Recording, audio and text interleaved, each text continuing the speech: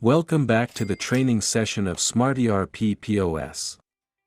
We shall continue towards our next chapter, which is changing the user password in the system of SmartERP POS.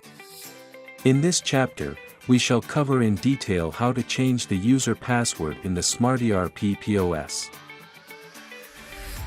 To change your password, tap on the top left icon bar on your dashboard, then find the option of Change Password, and upon tapping it you will be required to input your current password, followed by the option of inputting your new password, and then verify the new password. Once done, tap on the Change button at the bottom right of the screen. So to summarize this chapter, we have seen how to change the user password in the SmartERP POS system.